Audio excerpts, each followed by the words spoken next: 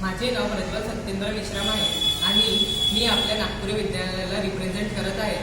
वाढत्या पॉप्युलेशनमुळे लोकांच्या गरजासुद्धा वाढत चाललेल्या आहेत, ज्यामुळे लोक खूप मोठ्या प्रमाणात प्लास्टिक, फायबर व अशा प्रकारच्या वस्तूंचा खूप मोठ्या प्रमाणात वापर करत आहेत. हे प्लास्टिक व फायबरच्या वस्तू पर्यावरणाला खूप हानी पोहोचवतात.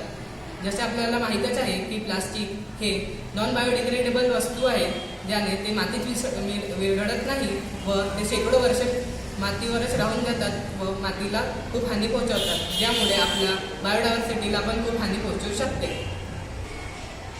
प्लास्टिकच्या वाढत्या वापरामुळे पर्यावरणाला खूप हानी पोहोचत आहे, परंतु याच्यावर आम्ही एक नवीन काही उपाय शोधून काढलेला आहे. आजच्या या काळात स्टुडंट प्लास्टिक थ्रो पेन वापरतात व याचा वापर झाल्यानंतर कुठेतरी फेकून देतात, जसं की स्कूल, घरी व इतर जागी. हे यूज अँड थ्रो पेन वापरल्यामुळे जागोजागी प्लास्टिकचा गोळा जमा झालेला आहे. आमच्या तिघांचे या 10 दिवसांमध्ये हे इतके प्लास्टिकचे पेन गोळा झाले आहेत, जे आम्ही कुठेतरी पर्यावरणात फेकलेले असते. यावर उपाय म्हणून आम्ही एक असा पेन शोधून काढलेला आहे जो यूज अँड थ्रो तर राहील, पण तो पर्यावरणाला हानी पोहोचवणार नाही, पण तो पर्यावरणासाठी खूप फायदेशीर असा ठरेल. आम्ही यावर उपाय म्हणून एक असा डिग्रेडेबल पेन बनवलेला आहे जो वेस्ट पेपरच्या पल्पपासून तयार होतो आणि यात आम्ही काही फ्लावर्स अँड फ्रूट्सच्या पण बिया मिसळलेल्या आहेत.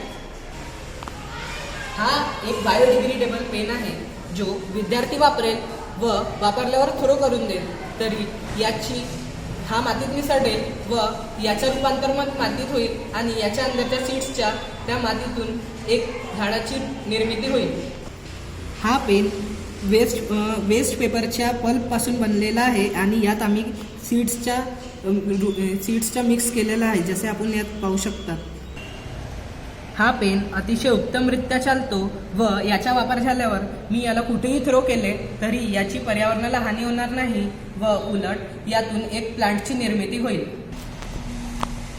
अशा प्रकारच्या पेनाच्या वापरामुळे पर्यावरणात खूप साऱ्या झाडांची निर्मिती होईल आणि प्लास्टिकच्या पेनाचा वापर न केल्यामुळे पर्यावरणात प्लास्टिकचा कचराही होणार नाही. अशा प्रकारे या पेनाच्या वापरामुळे 2 उद्देश सफल होत आहेत, ते म्हणजे ग्रीन इंडिया,